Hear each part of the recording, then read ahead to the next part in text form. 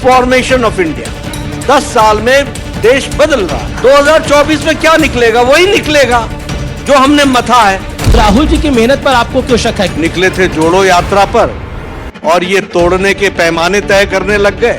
मैं चाहूंगा कि वो और मेहनत करें, इसी प्रकार मेहनत करते रहे। मेरी शुभकामनाएं। डोरबेल ईडी की बचती है, वो विपक्षी नेताओं के घर में ही बचती है। अरे भाई, रोपे पेड़ बबूल का आम कहां से होए? गलत काम करोगे तो फंसोगे, जाना तो पड़ेगा ही। बीजेपी के राष्ट्रीय अध्यक्ष जगत प्रकाश नड्डा हमारे बीच में है। जोरदार तालियों के साथ अभिनंदन करिए जेपी नड्डा जी का।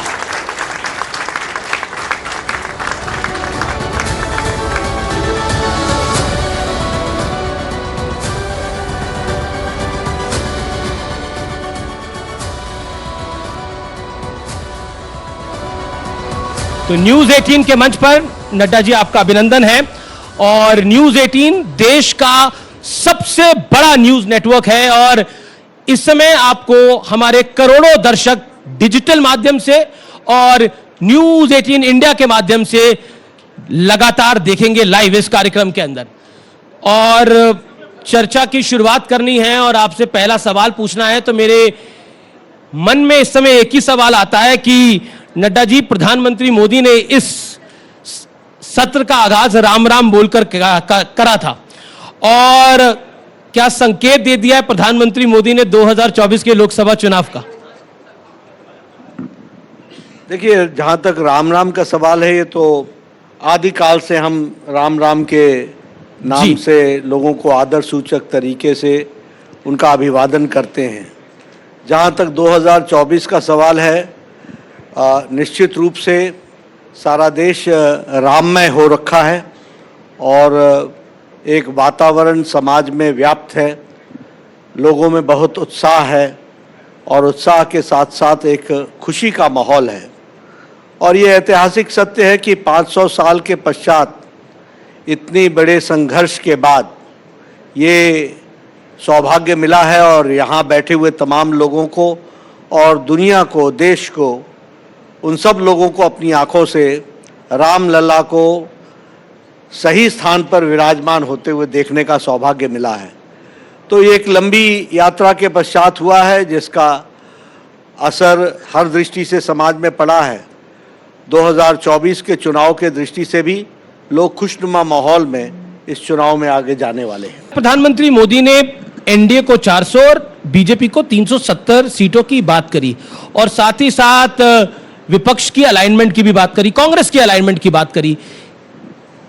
इससे ऐसा लगता है कि Bharatiya Janata party over confidence में हो गई है कि अब राम मंदिर बन गया है और 3 राज्यों में चुनाव जीत लिए हैं तो सब आसान है उनके लिए।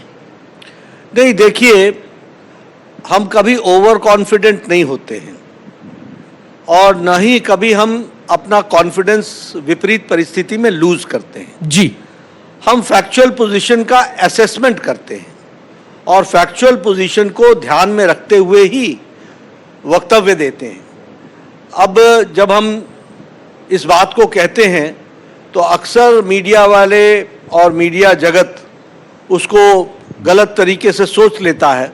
जैसे अब ये उदाहरण लीजिए, आप ही लोग 3 महीने 2 महीने पहले बोलते थे मध्य प्रदेश गया, छत्तीसगढ़ भूल जाओ, राजस्थान 50-50, अब 100 ले आए तीनों में। तो अब ये अब आप बोलिएगा कि उस दिन मैं बोलता था कि हम जीतेंगे, ये ओवर कॉन्फिडेंस है। ये ओवर कॉन्फिडेंस नहीं है। 24 into 7 into 365 all seconds, all time busy in that activity is the reason which gives us success. जी, तो 2024 को भी हम उसी तरीके से देखते हैं। मैं आपसे चाहूंगा कि जरा आप एक एनालिसिस करा लीजिए कि पिछले 5 सालों में आदरणीय प्रधानमंत्री जी ने देश के कितने जिले घूम लिए, कितनी बार वो किस किस स्टेट में चले गए। The most mobile prime minister who has been actively associated with the people of India, this is his track record. तो सन 2024 में क्या निकलेगा? वही निकलेगा जो हमने मथा है। तो लेकिन अब ये सारी चीजें अगर प्रधानमंत्री मोदी जी करते हैं, अगर हम इसको कहें तो मैं एक ही शब्द कह सकता हूं, transformation of India. Transformation of India. 10 साल में देश बदला है। तो अगर ये सबको दिखता है तो सबको मोदी जी को चाहते हैं, और चाहते हैं तो हमारा ये ओवर कॉन्फिडेंस नहीं है, प्रधानमंत्री जी का ओवर कॉन्फिडेंस नहीं है, हमारी मेहनत पर और लोगों का प्यार इस बात को हमें एहसास कराता है कि 2024 में भी वो आशीर्वाद देंगे। लेकिन आपकी मेहनत यानी बीजेपी की मेहनत बीजेपी को 400 पार लेके जा रही है, और आप खुद एनडीए को 400 पार लेके जा रही है, और बीजेपी को 370 के पार लेके जा रही है। आप खुद शिमला में थे, आप हिमाचल में थे, आपने संभाग की वहां पर एक बड़ी बैठक करी, लेकिन राहुल जी भी तो मेहनत कर रहे हैं, और उनकी पार्टी को लगता है कि राहुल जी की मेहनत भी उनको 400 पार नहीं तो 200 पार तो कांग्रेस को लेके जाएगी। तो राहुल जी की मेहनत पर आपको क्यों शक है? क्योंकि उन्होंने कर्नाटक में मेहनत करी, वो राज्य आपके हाथ से निकल गया, ये तो मानना पड़ेगा। ऐसा है कि मैं राहुल जी के विषय पर बोल करके अपनी रणनीति को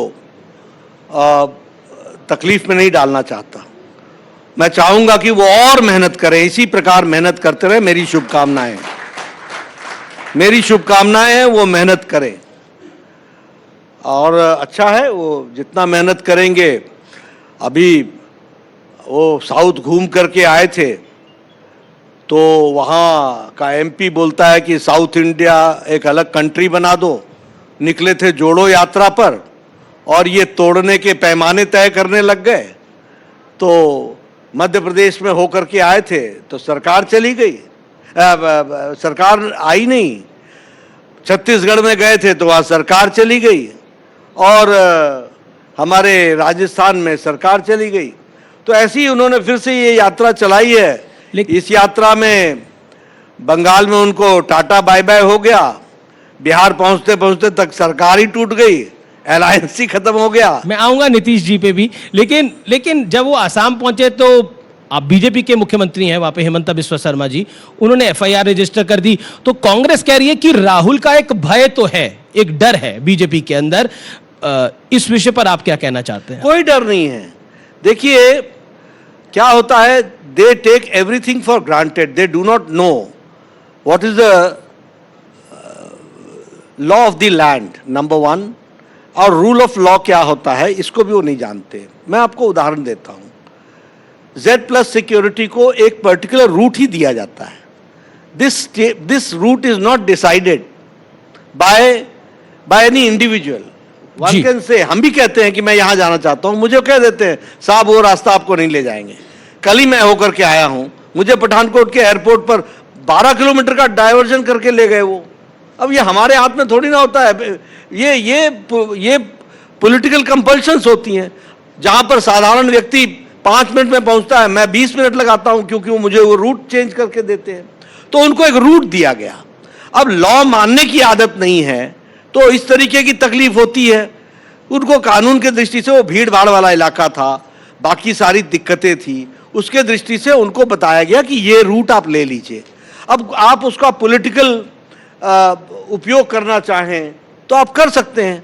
हमारे पायलट्स कई बार कह देते हैं कि sir weather is not good, इधर से नहीं जा सकते, उधर से जा। मैं बोलूँ पॉलिटिकली मेरे को वहां नहीं जाने दिया जा रहा है, ये कोई कारण बनता है क्या? तो ऐसे लेम एक्सक्यूजेज लगाने की आदत है। कोई दिक्कत नहीं है, वो कहीं घूमना चाहें दोबारा आ जाएं, कोई दिक्कत नहीं। लेकिन अब तो आप विपक्ष को संसद में भी नहीं रखना चाहते। प्रधानमंत्री ने बोला दर्शक दीर्घा में यानी विजिटर्स गैलरी में चला जाएगा विपक्ष। ऐसा है ना, ये ऐसा क्यों? हमारी इच्छा नहीं है, लेकिन उनके कर्म उनको ले जा रहे हैं, तो हम क्या करें? What can I do? I can only suggest them.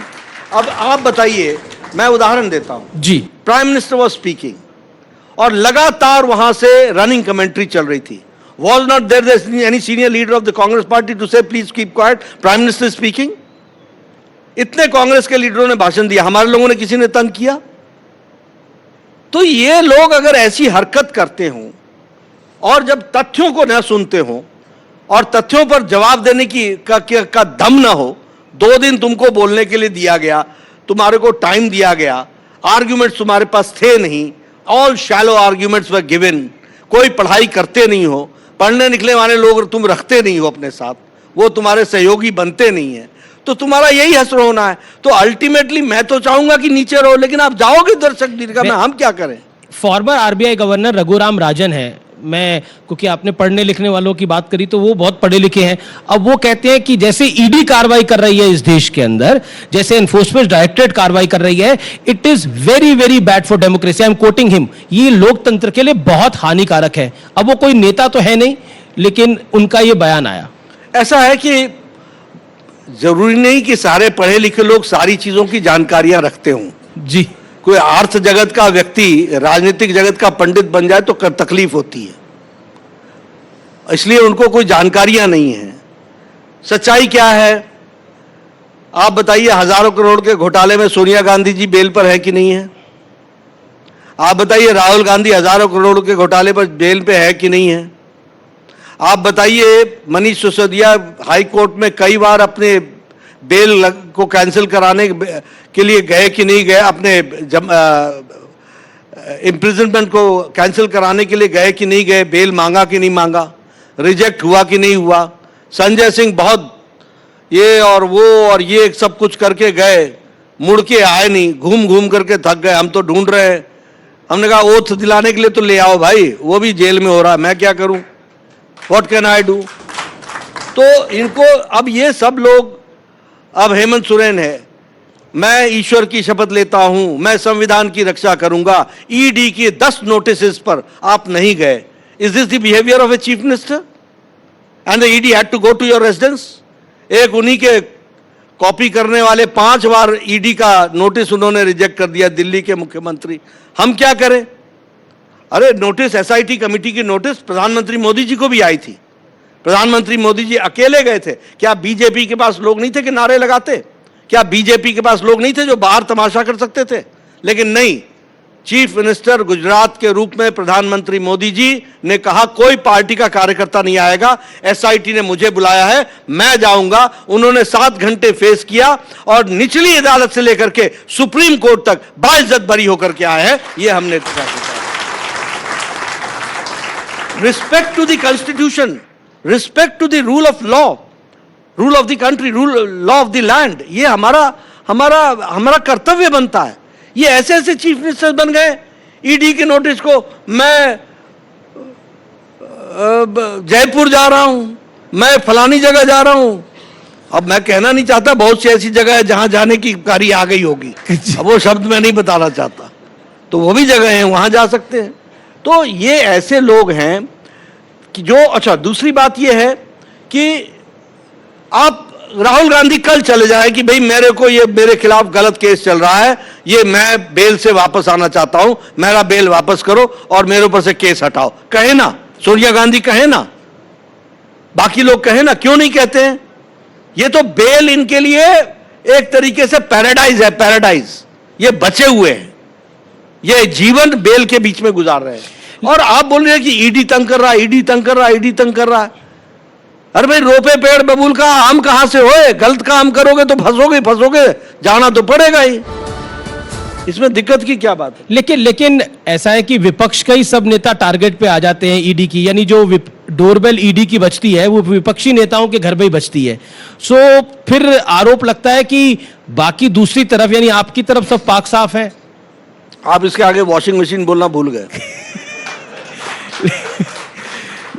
देखिए, कोई भी केस वापस किसी का नहीं हुआ है जी, किसी का भी केस वापस नहीं हुआ है, सब केस चल रहे हैं और कानून से बड़ा कोई नहीं है। और मैं ऑन रिकॉर्ड बोलता हूं कि कानून से बड़ा कोई नहीं रहेगा। ये तो हम कानून मानने वाले लोग में से हैं। आप क्या सोचते हैं कि मेरे ऊपर कभी केस नहीं चला होगा? मैं राजनीतिक कार्यकर्ता हूं, मैंने कोर्ट फेस किया हुआ है, तो ये तो ऐसे कामों में नहीं रहा है। कभी मैं आंदोलन के दौरान मेरे ऊपर भी केस हुए हैं। हाँ, गलतफहमी में मत रहिएगा कि कोई मेरे ऊपर केस हुआ है, लेकिन हाँ, कानून की रिस्पेक्ट करना। If you have been called, if you have been summoned, you have to go. कई बार धारा 144 ब्रेक हो जाती है या हमारे ऊपर आरोप लगा होगा, हम लोग आंदोलन करते हैं तो आंदोलन में चलता है, हम जवाब देते हैं, हम उसको रिस्पॉन्ड करते हैं। अच्छा, हेमंत सोरेन जी तो चले गए जेल में, अब किसी और भी देश में मुख्यमंत्री के ग्रह नक्षत्र खराब हैं जिनके साथ ऐसा ये कुछ हो मैं नहीं सकता है? बता सकता हूं जी। ये हमारे हाथ में नहीं, क्योंकि हम सारी एजेंसीज को कानून के अनुसार काम करने के लिए, ये सरकार, प्रधानमंत्री मोदी जी की सरकार, ये उनका मैंडेट मैं है। एक एग्जांपल दे देता हूं। अरविंद केजरीवाल जी को 5 ईडी के नोटिस आ चुके हैं और वो 5 नोटिस पे नहीं गए हैं। अब शक हो रहा है या फिर आपको डर लग रहा है कहीं, और बोल भी रही है आम आदमी पार्टी कि अगला नंबर अरविंद केजरीवाल का है? नहीं, देखिए ना क्या होता है कि कर्म तो उन्होंने किए हैं, इसलिए उनको ही मालूम है कि अगला नंबर किसका होगा, वो हम तो नहीं बता सकते। लेकिन हाँ, जिस तरीके से आप ईडी के नोटिस को लेम एक्सक्यूजेस पर आप नहीं जा रहे हैं, ये बता रहा है कि आप कहीं ना कहीं डर रहे हैं, कहीं ना कहीं आपके पास सवालों का जवाब नहीं है, कहीं ना कहीं आपके दाढ़ी में तिनका फंसा हुआ है। तो वो जो दाढ़ी में तिनका फंसा हुआ है वो आपको तकलीफ दे रहा है, और वो आपको तकलीफ देगा भी देगा। उसमें हम कहा हाउ एम आई रिस्पॉन्सिबल और how we are responsible? We are not responsible. कानून अपने तरीके से काम करता है, कानून अपने तरीके से काम करेगा। जी, अब मैं, क्योंकि 400 पार की एनडीए की बात हो रही है, 370 की बीजेपी की बात हो रही है, तो साउथ से शुरू करते हैं। साउथ में मेरे पास जो आंकड़ा है, 2014 में बीजेपी को 22 सीटें मिली थी टोटल 132 सीटों में से, और 2019 में 29 सीटें मिली थी। तो इस बार साउथ में आपने ऐसा क्या कर दिया है कि आपका मैंडेट वहां बढ़ेगा, यानी आपकी सीटें वहां बढ़ेगी? कर्नाटक एक ऐसा राज्य है जहां पर आपका शासन था, वो राज्य आप हार गए हैं। तो क्यों आप इतना कॉन्फिडेंट हैं? क्योंकि साउथ में 132 सीटें हैं और वहां पर रीजनल और कांग्रेस का एक कमांड है। देखिए, पहले मैं भ्रम को दूर करना चाहता हूं। जी। एक तो आप लोग कई बार कह देते हो साउथ कांग्रेस का और नॉर्थ बीजेपी का, हिंदी भाषी बीजेपी के। साउथ में बीजेपी के 28 लोकसभा के सदस्य हैं और कांग्रेस के 27 हैं। जी। बीजेपी के राज्यसभा के मेंबर 8 हैं, उनके 7 हैं। इसलिए हम कांग्रेस से ज्यादा साउथ में है, ये पहली बात हमको समझनी चाहिए। आंकड़ों से बता रहा हूं। Don't develop this perception that we are not in south. We are very much in south and more than the Congress we are in south, number 1। Number 2, कि आपने कहा कि यह कर्नाटक में ऐसा हो गया।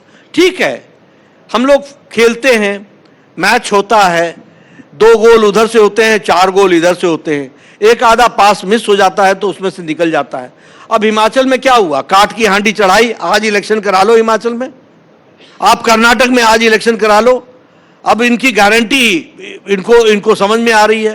तो लोगों को थोड़ी देर के लिए गुमराह कर लेना, गलत तरीके से अपने वोट को खींच लेना, ये सब चीजें चलती हैं, थोड़े समय तक चलती हैं, उसके प्रभाव में लोग आ जाते हैं। कर्नाटक उस कारण से उनको सरकार मिल गई। आज उनकी हालत क्या? आज इलेक्शन करा लीजिए आपको पता चल जाएगा कर्नाटक की जनता क्या बोल रही है। और आप इलेक्शन मत भी कराइए 2024 का, कर्नाटक का वहां की टैली देख लीजिएगा, आपको उत्तर मिल जाएगा। आप हिमाचल की टैली देख लीजिएगा, आपको उत्तर मिल जाएगा।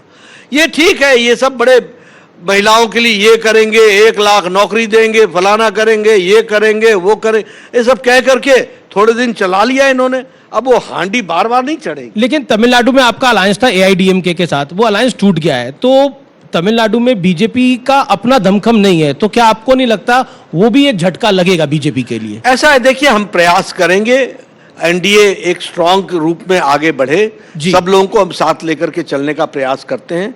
और जरूरी नहीं है कि सब जगह हमको सफलता मिले, लेकिन फिर भी मैं एक बात जरूर कहता हूं कि हमारा हर जगह वोट शेयर और सीट शेयर ये बढ़ता ही जाएगा और इसी को हम आगे बढ़ाएंगे, ये मैं कहना चाहता हूं। चलिए, अब महाराष्ट्र की तरफ आते हैं। महाराष्ट्र में सीट अलाइनमेंट को लेकर इंडिया गठबंधन में जो हो रहा है वो हो रहा है, लेकिन एनडीए में भी बड़ी खटपट चल रही है। खबर ये आ रही है कि वहां पर भी मामला जम नहीं रहा है अजीत पवार और शिंदे साहब के साथ। नहीं, अच्छे जम रहा है और सब बहुत अच्छे तरीके से होगा। सीट शेयरिंग भी अच्छी होगी और बहुत अच्छे तरीके से हम चुनाव में जाएंगे, कोई दिक्कत की बात नहीं है। इसमें कोई दो राय नहीं होता है कि जब अलायंस की बातचीत शुरू होती है, सीट्स की बात शुरू होती है, तो हर एक कोई अपना अपना दावा पेश करता है, बाद में सब लोग मिलकर के तय करते हैं, अच्छा रहेगा। जी, अब महाराष्ट्र से बिहार की तरफ आ गए हैं। एक सवाल मैं आपसे पूछना चाहता हूं, और ये मेरा सवाल नहीं है, ये देश की जनता का सवाल है। नीतीश जी अब तो वापस नहीं जाएंगे? नहीं, मुझे नहीं लगता, लेकिन एक बात उसमें से समझने की है कि पहले भी मैंडेट 2020 में वो एनडीए को मिला था, वो बीजेपी और नीतीश कुमार को, और नीतीश को हम नेता मान करके ही चले थे। अब क्या होता है, बीच में कुछ ऐसे कारण हो जाते हैं जिन कारणों से कुछ लोगों ने कुछ तरीके का कारण किया होगा जिसके कारण वो गए वहाँ, लेकिन उनको ध्यान में आ गया। और हमारा मानना ये है कि नेचुरल अलायंस, मैंने उस दिन भी कहा था कि उनका नेचुरल अलायंस और जिसको हम कहते हैं कि ऑर्गेनिक अलायंस, वह बीजेपी के साथ ही है, वो और किसी के साथ नहीं है। और जब जब वो बीजेपी के साथ आए हैं, बिहार प्रदेश को स्टेबिलिटी मिली है, बिहार प्रदेश को डेवलपमेंट मिला है, बिहार प्रदेश को law and order situation control में आया है। तो ही ऑल्सो अंडरस्टूड, और उन्होंने इस बात को ध्यान में रख करके फिर से आने का हमारे साथ पेशकश की। अब मैं किस नेता ने बीजेपी के क्या क्या नीतीश जी के बारे में बोला वो नहीं मैं बोलूंगा, लेकिन दरवाजे बंद थे और ये कहा गया था कि अब कभी नहीं खुलेंगे, तो ये खुले कैसे? ये राज तो खोल दीजिए हमारे मन से आज। ऐसा है, फिर क्या कहते हैं कि राजनीति में रणनीति जो होता है वो पर्दे का विषय होता है, समय पर ही खोला जाता है, तो अब समय पर ही राज खुलेगा। अच्छा, चुनाव से पहले इंडिया गठबंधन के और कौन से दल हैं जो आ सकते हैं, नीतीश जी की लाइन पे चल सकते हैं? ऐसा मैं नहीं कह सकता, ये तो उनको तय करना है। हमारे तरफ से सबके लिए सबका साथ, सबका विकास, सबका विश्वास, सबका प्रयास। तो मतलब कतार में कई और दल हैं? कतार में, लाइन में कई और दल हैं? नहीं, ऐसा नहीं है, ये कभी आ जाते हैं तो हो जाएगा, नहीं आएंगे तो नहीं होगा। ऐसा मैं कोई इनको लाइन में लगाना नहीं चाहता, और लाइन में दिखने भी नहीं चाहिए, ये अकेले अकेले ही आने चाहिए, कभी भी आने चाहिए। जी, मेरा अगला सवाल है कि 2024 में आप प्रधानमंत्री मोदी और बीजेपी हैट्रिक लगाने की तैयारी कर रही है। खड़गे जी भी इस मंच पे थे, और खड़गे जी ने एक बहुत थोड़े दिनों पहले एक बहुत बड़ा उनका एक स्टेटमेंट था कि अगर 2024 में मोदी दोबारा जीत के आते हैं तो लोकतंत्र समाप्त हो जाएगा, चुनाव खत्म हो जाएंगे। देखिए, सच्चाई तो यह है कि कांग्रेस पार्टी का इतिहास ये इमरजेंसी भूल गए हैं।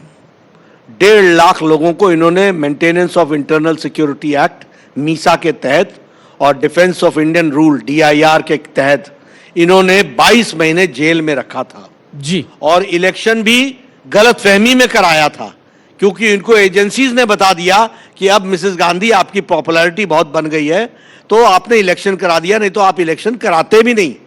तो जिन पार्टी का ये ट्रैक रिकॉर्ड है, उसके अध्यक्ष ये बोले कि चुनाव के बाद ये अंतिम चुनाव होगा, ये हम उन लोगों में से हैं जो इस बात को विश्वास करते हैं कि प्रजातंत्र इस देश में 1947 से पहले था, सबसे पुराना प्रजातंत्र का देश है तो वो भारत है, हम ये मानने वाले लोग हैं। तो इसलिए हम कहां प्रजातंत्र को कभी तकलीफ देने वाले हैं, और चुनाव में लोगों का आशीर्वाद मिल रहा है। खड़गे साहब ने जो ये वक्तव्य दिया, ये एक्चुअली कांग्रेस पार्टी के सोए हुए कार्यकर्ताओं को जगाने के लिए संदेश दिया। वो बेचारे कांग्रेस पार्टी वाले इतने सोए हुए हैं कि उनको जगाने के लिए कि इसके बाद तुमको चुनाव लड़ने का मौका ही नहीं मिलेगा, इसलिए उठो, जागो, यही अंतिम मौका है, इसलिए उन्होंने कहा। अच्छा, ये आप बात क्यों कह रहे हैं कि इसके बाद कांग्रेस पार्टी को चुनाव लड़ने का मौका नहीं मिलेगा? मतलब आपको लगता है कांग्रेस पार्टी 2024 के बाद कुछ हो जाएगा कांग्रेस पार्टी? नहीं, ये आप बोल रहे हो, मैं तो ये बोल रहा हूं कि वो अपनी पार्टी को जगा रहे थे, उनको इंथ्यूज करने की कोशिश कर रहे थे, क्योंकि न ताली बज रही थी, न कोई रिस्पांस आ रहा था, न जनता से आ रहा था। तो उन्होंने कहा ये अंतिम मौका है, खड़े हो जाओ। तो ये वक्तव्य बन गया, क्योंकि राष्ट्रीय अध्यक्ष ने कहा तो वो वक्तव्य बन गया। लेकिन हमारे तरफ से ऐसा नहीं है कि कांग्रेस पार्टी। लेकिन आप लोगों ने भी परिवारवाद का आरोप लगाना छोड़ा नहीं कांग्रेस पार्टी पर। अब तो राहुल जी भी अध्यक्ष नहीं है, सोनिया जी भी अध्यक्ष नहीं है, प्रियंका जी भी अध्यक्ष नहीं है, अब तो खड़गे जी अध्यक्ष हैं। प्रधानमंत्री ने आज भी परिवारवाद पे बोल दिया कि एक परिवार के लिए सारा काम होता है। हाँ, होता ही है ना, अध्यक्ष तो ये है ही, लेकिन ब्रांडिंग किसकी हो रही है? ये क्या बोलते हैं, रीलॉन्चिंग, ये रीलॉन्चिंग किसकी हो रही है? रीपैकेजिंग किसकी हो रही है? ये किस लिए हो रही है? तो ये तो स्पोक्स पर्सन बन जाते हैं ना, वो तो असल तो लीडरशिप तो उनको इनकी ग्रो करा रहे हैं। खड़गे जी का कोई यात्रा निकलती तो मेरे समझ में आता कि उनकी कोई उनके नेतृत्व में चल रहा है, तो उनके नेतृत्व में चल नहीं रहा है। वो तो ईस्ट से नॉर्थ भी, सॉरी साउथ से नॉर्थ भी जाना हो तो एक ही आदमी, ईस्ट से वेस्ट भी जाना हो तो एक ही आदमी। तो ये तो अपने आप में बता देता है कि कौन किसको आगे बढ़ाने का प्रयास हो रहा है। जी, लेकिन जब राहुल जी मंदिर जाते हैं, अभी वो ज्योतिर्लिंग है झारखंड में, वहां गए बैद्यनाथ धाम, और वहां पर जब वो थे तो वहां पर मोदी मोदी के नारे लगवा दिए गए। अब कांग्रेस कह रही है कि जहां राहुल जी जाते हैं वहां ये लोग भेज देते हैं पीछे पीछे। देखिए, पहले तो जो आपने मंदिर कहा, ये मंदिर गए, तो आपने कभी मेरी न्यूज तो नहीं लगाई कि जेपी नड्डा मंदिर गया। अभी मैं कल चामुंडा माता होकर के आया, ब्रजेश्वरी माता होकर के आया, आपने न्यूज नहीं बनाई। क्यों? क्योंकि वह मेरे जीवन का पार्ट एंड पार्सल है। ये मंदिर तब जाते हैं जब चुनाव की घंटी बजती है, मंदिर की घंटी नहीं, जब चुनाव की घंटी बजती है। जिन लोगों को यह नहीं मालूम कि जनेऊ इधर से पहना जाता है या इधर से पहना जाता है, वो लोग जनेऊ पहन करके बोला मैं भी जनेऊधारी हूं, तो यह राजनीतिक कंपल्शन है कि आज देश का इलेक्टोरेट यह देखना चाहता है कि कौन व्यक्ति अपने धर्म के साथ खड़ा है, इस बात को देखना चाहता है, इसलिए लोग। जहां तक आपने दूसरा सवाल किया उनका, वो मोदी मोदी के नारे लगे थे वहां पर। अब वो देखिए, ये देश की आवाज है। ये तो आप जहां जाओगे, बैजनाथ धाम क्या, आप किसी धाम में जाओगे वहां यही नारे लगेंगे, क्योंकि ये देश की आवाज है, ये देश का नारा है, ये सबका नारा है। इसको हमको समझ लेना चाहिए। और इसमें वास्तविकता से देखिए, आंख बंद कर लेने से दुनिया नहीं रुकती, दुनिया तो चलती है। तो इसलिए वहां भी नारे लगे होंगे, कोई मुझे इसमें आश्चर्य नहीं है। और वहां कोई हमने भेज के नारे लगाए होंगे, इसकी कोई जरूरत नहीं है। जो भी हम कहीं जाते हैं, किसी मंदिर से गुजरते हैं, किसी जगह से जाते हैं, कोई कह देता है जय श्री राम। अब हमने तो नहीं कहा कि भाई तू जय श्री राम के नारे लगाओ, लगा देता है बेचारा। तो वो देश की आवाज बन गई है। आपने तो उसी तरीके से अब आप और तो और छोड़िए, डायस्पोरा में जो लोग पहले बोलते थे कि I am from India, oh you are from India, which part of the world is it, ये हमको 90s में सुनने को मिलता था कि नहीं मिलता था। आज हम कहते हैं आई एम फ्रॉम इंडिया, ओ मोदी मोदी मोदी। तो दुनिया में भी मोदी मोदी हो रहा है, तो यहां होने में कौन सी बड़ी बात है, वो तो होना ही है। एक आपने नारे की बात करी, जय श्री राम की बात करी, तो 34 साल पहले पालनपुर में बीजेपी ने नारा लगाया था, सौगंध राम की खाते हैं मंदिर वहीं बनाएंगे। अब हो गया, सौगंध राम की खाई थी, मंदिर वहीं बनाया है। और निमंत्रण तो सबको गया, लेकिन काफी अधिकतर विपक्ष जो था उसने इसको बॉयकॉट किया। आप बतौर बीजेपी अध्यक्ष और बतौर एक सनातनी इसको कैसे देखते हैं? नहीं, देखिए क्या है कि सबसे पहली बात तो यह है कि मुझे लगता है कि उनको जाना चाहिए था, लेकिन जब मैं उनकी तरफ से सोचता हूं तो मुझे लगता था कि वो आ नहीं सकते थे। क्यों? क्योंकि इतना विरोध किया था कि वह खड़े कैसे होते। आफ्टर ऑल उनका किया हुआ इतिहास उनके साथ चिपका हुआ है ना। इनके ही लोग वकील कहते थे ना कि तारीख 2019 के बाद लगाओ ताकि इनको राम मंदिर का फायदा ना मिले। It is on record, it is on record. किसी ने गोली चलाई, इट इज ऑन रिकॉर्ड कि किसी ने लाठी चलाई, इट इज ऑन रिकॉर्ड कि किसी ने कहा कि राम काल्पनिक है। इट इज ऑन रिकॉर्ड जिन्होंने वो सेतु के बारे में कहा कि राम तो एग्जिस्ट ही नहीं करता था, इट इज काल्पनिक। इनको अपनी करतूत, शब्द करतूत अच्छा नहीं है, मैं वापस लेता हूं, इनको अपने कर्म इनके पीछे साए की तरह लगे रहते, इसलिए नहीं आ पाते। इनको लगा वहां जाएंगे, लोग वहां जोर से नारा लगाएंगे जय श्री राम, ये लगा नहीं पाएंगे, क्या करेंगे, इसलिए अलग से जाएंगे। जी, क्या करेंगे? दे विजुअलाइज्ड कि what will be their position, और the position would be because of their activity, not by because of anybody else. वैसे एक सवाल, ये बड़ा पर्सनल सवाल है, जब राम मंदिर की प्राण प्रतिष्ठा हो रही थी और जब रामलला की मूर्ति सामने आई तो आपके मन में भाव क्या आया, अगर आप हमारे दर्शकों के साथ शेयर कर नहीं, सकते मैं तो ये कहूंगा, देखिए मैं तो युवा था जब पहली रैली राम मंदिर के सिलसिले में बोट क्लब पर हुई थी। अब तो बोट क्लब पर रैलियां नहीं होती, उस समय बोट क्लब पर रैली होती। और वो जो बड़ा मंच बना था, उस बड़े मंच पर वीआईपीज़ के जाने का इंतजाम संभालने का काम मेरा था।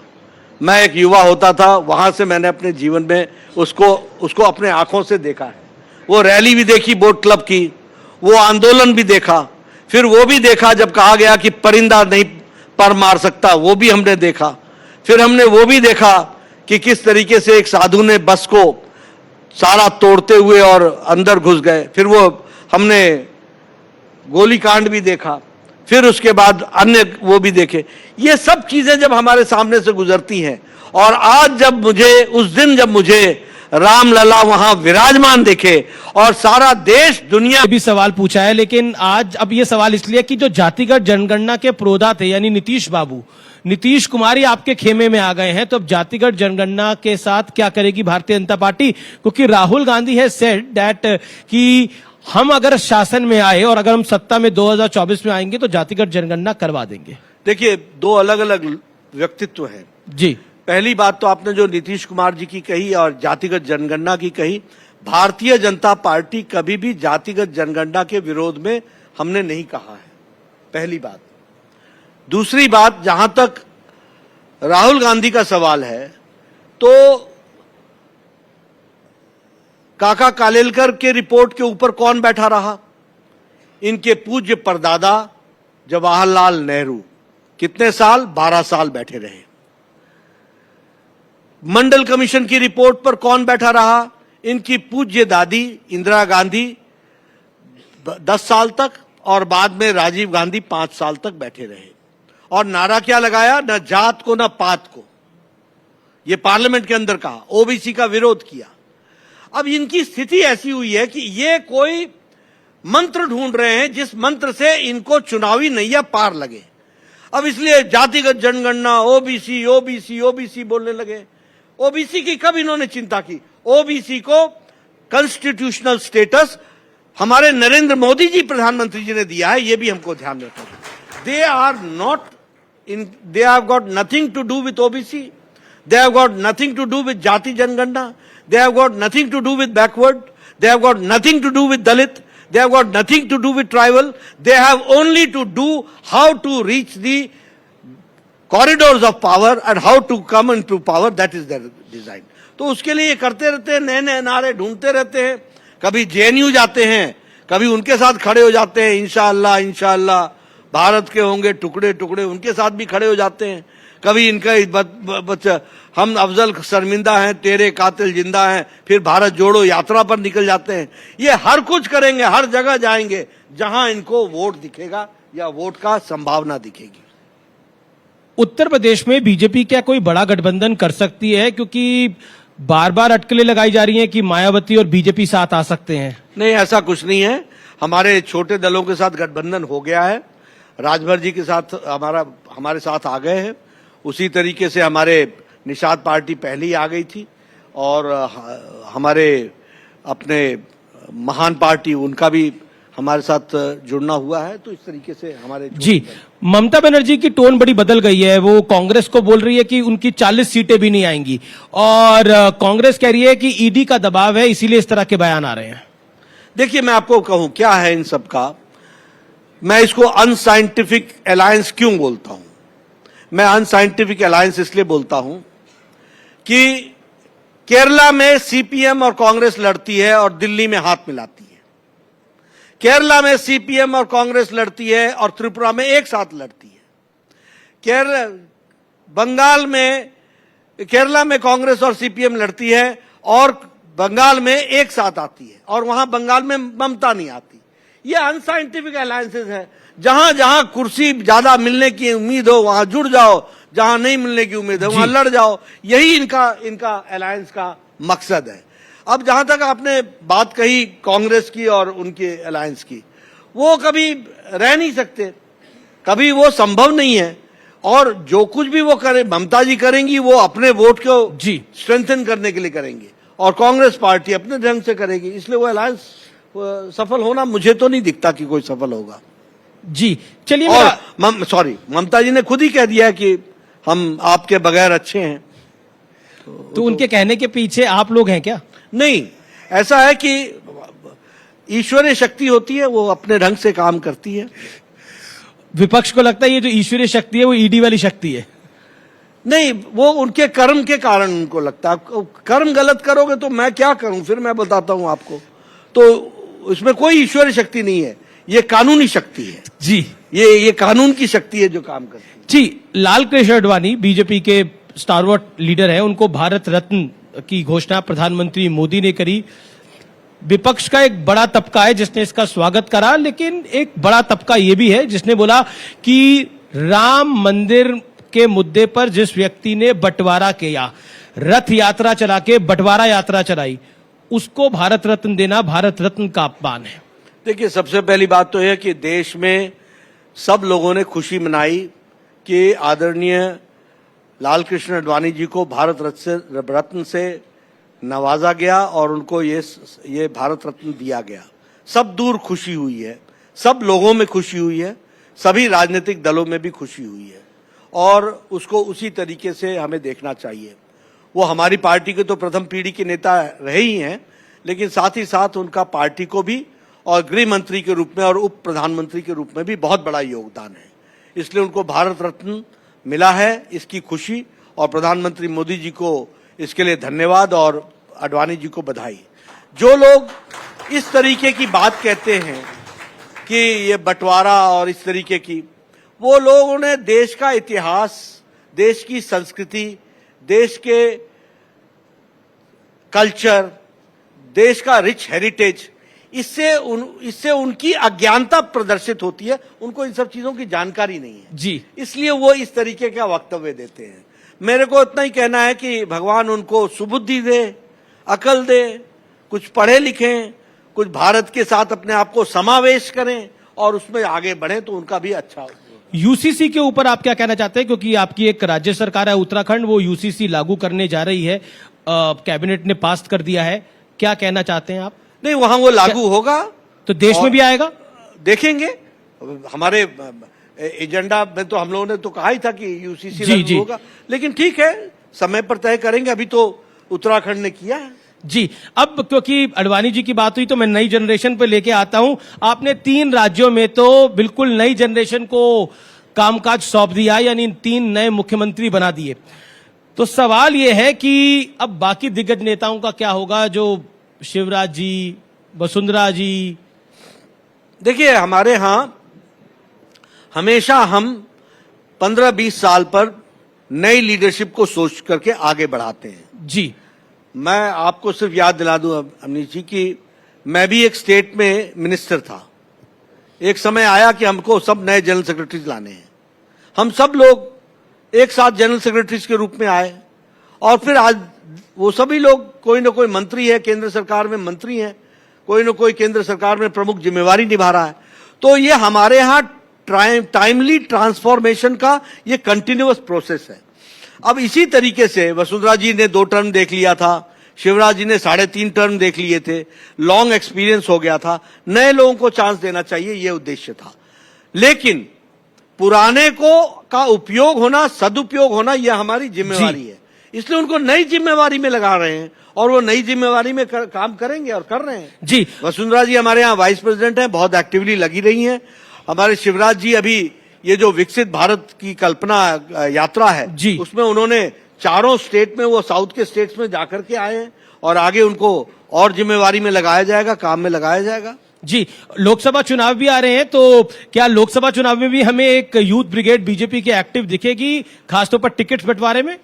नहीं, यूथ ब्रिगेड किस रूप में एक्टिव दिखेगी?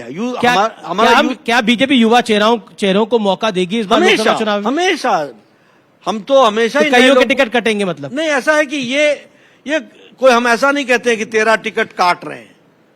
हम हमेशा कहते हैं कि नए लोगों को ला रहे हैं। नए लोगों को लाने में कुछ जाते हैं तो उनको नई जगह ले जाते हैं।